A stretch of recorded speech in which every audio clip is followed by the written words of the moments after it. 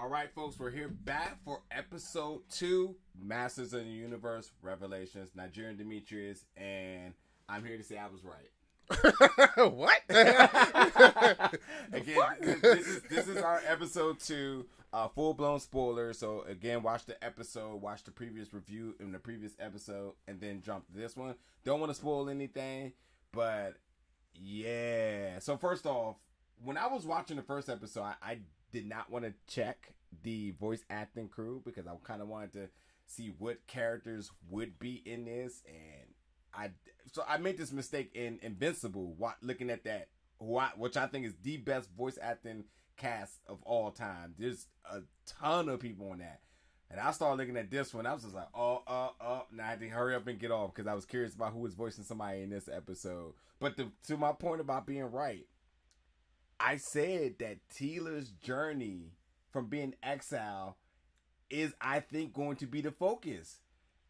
Because it was the idea of, we know He-Man and Skeletor died, but we feel that they went somewhere. But would they go risky and say, no, they're really gone, and we're not going to see them till some point, or the next season, or the extra content that's coming? Could they focus on Teela, and could that be a strong enough story to invest in? And I think, again, it speaks to the idea of this generation, this what's the word I'm looking for? The culture, the landscape of culture. This movement, yeah, of female empowerment. Exactly, and I think it's the representation is what people want. And I love to see it. And I think that they had the mindset in the forefront to say, well, let's do it. And I think it's a very safe measure to take as far as the overall storytelling. But it's also a huge step forward as to what we want to see going forward. Because Teela looks not only strong physically, but she isn't a crutch. She went out on her own. And she's getting ready to lead her own thing. And now she's about to go on a journey of her life, which is going to save Eternia. And I'm with it. I'm with the shits. Okay, so this is where I differ.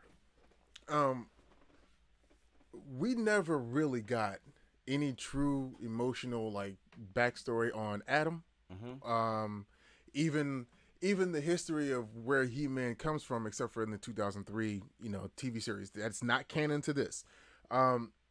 Personally, I understood that this was going to be a more Teela-centric series, simply because of where the premise was going.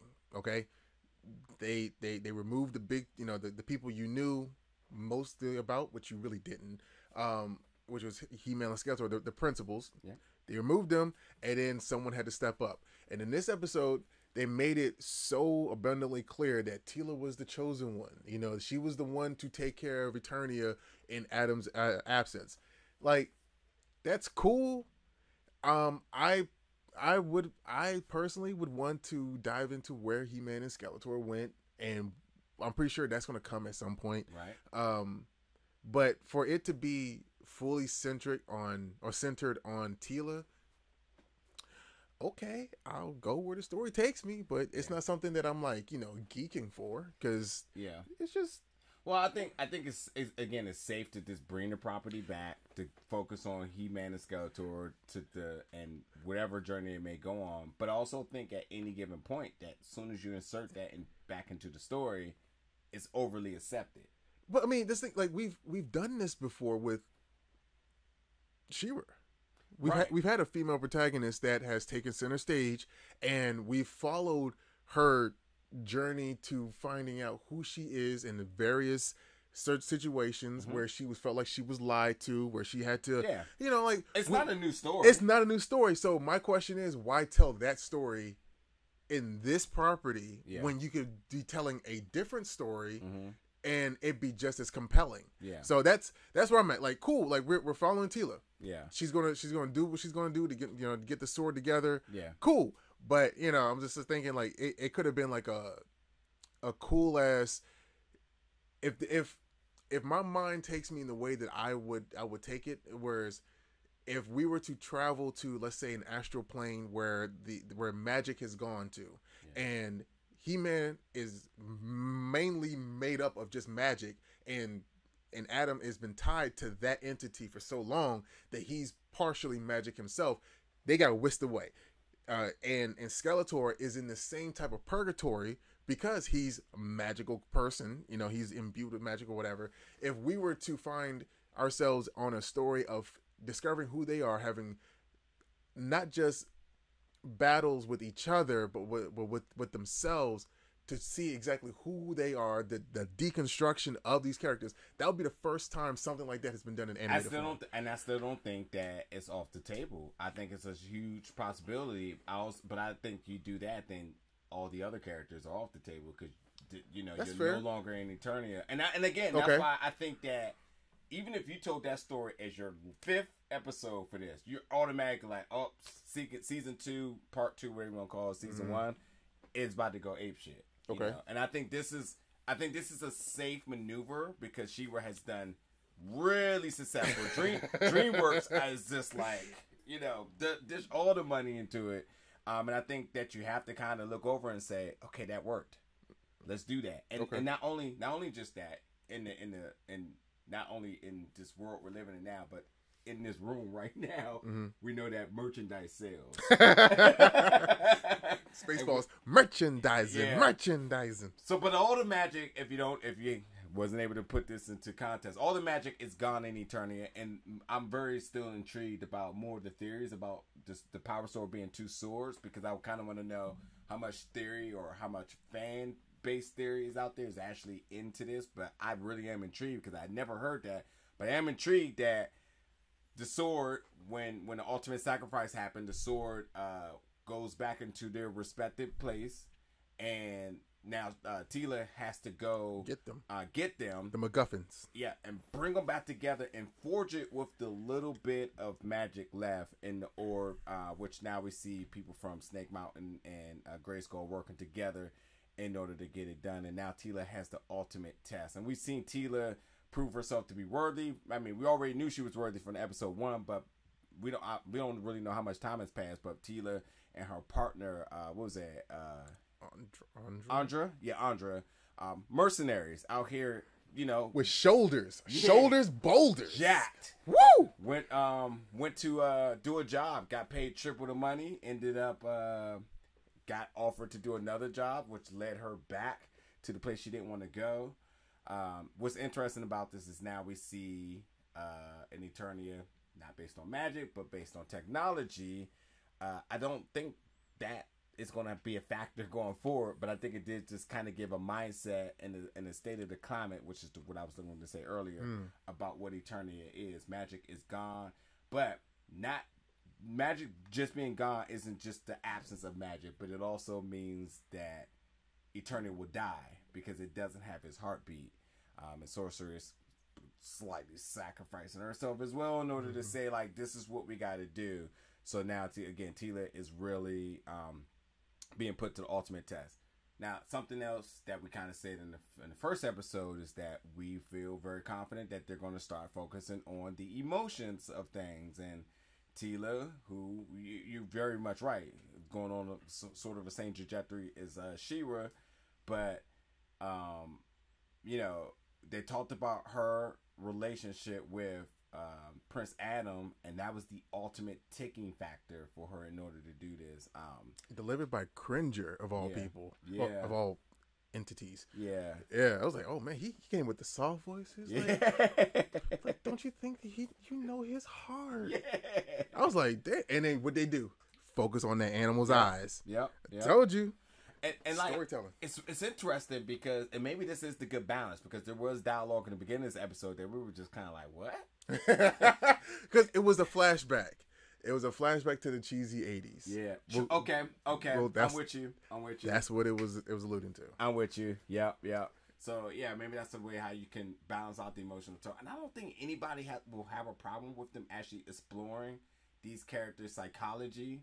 And that's not to even say that in an intellectual way, but psychology is important because it's the understanding of one's motivation. So now that we know that Teela, who isn't really like it's interesting because you can say, well, who's her real beef? She felt like she was lied to. She didn't like the whole perception of how things were running.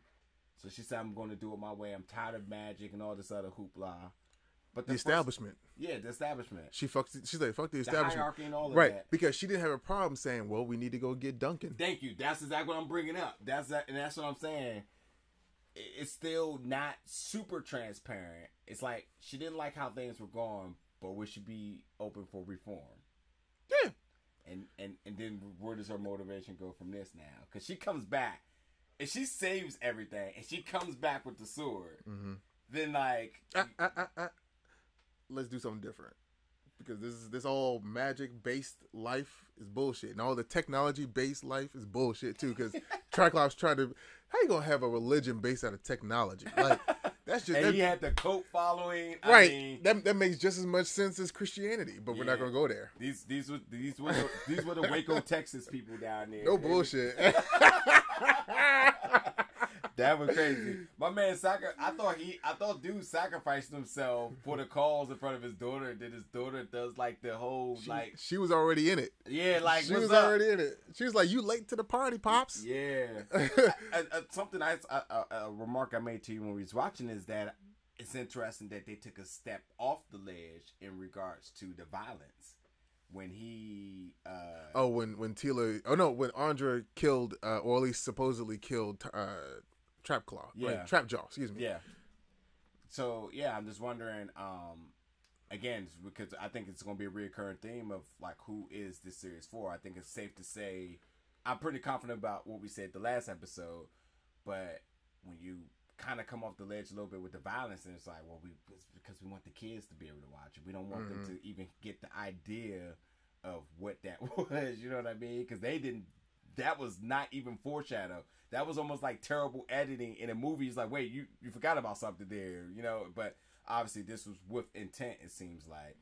But as I said, the biggest thing is they got to keep everything in shape to sell some toys, to sell some merch. Matter of fact, this might be a hot take. This might be the hottest commodity this Christmas season. What, this? Yeah, because She-Ra went crazy. And this, Martell, they... Well, I know that Mattel is they are right now, there is a surge happening for Sunman. Okay. You know, which was the black character that was made by a black woman, because there was no representation of black characters in something that was like as popular as He-Man. So that was from the Olmec series, I believe. But yeah, that is something Mattel has seemingly starting to want to produce on their own. So that itself, son of a bitch, what if that's a part of the second series? Yo. Interesting enough too, while you bring it up, Andra, who just seems to be a sidekick, who isn't really showing anything yet except for her. I was just gonna say she's not showing a deck of cards yet. She's definitely. But she's smart. Yo, and looking at that character too, dreads. You talking about King Grayskull? No. What Andra, Teela's partner too. I also think that her character also is another bit of the sign of like, okay, they want to do something different, and while she may seem like a bystander at this point, she could be a focal point. Well, and there was the throwaway line of like her grandfather, you know, say something that's that. So who was her grandfather? True. You know, I doubt it's anybody related to Grayskull. If Grayskull is still black, yeah, he's black in this because he's black in the comic. But see, that's why I couldn't look at the IMDb. Do not look at the IMDb, folks. now I got some. No. No, there's love. I right, didn't say everybody I saw. No, the David Haysbert. Yes. He's King Grayskull. Yes. Right. So who's Tony Todd? Scareglow. That's who he is. Okay. All right. Okay. All right. There That's fine. All right. Well, I guess the other thing is too with them going back to get the whole idea that this old lady wanted them to go back to go get this goblet thing.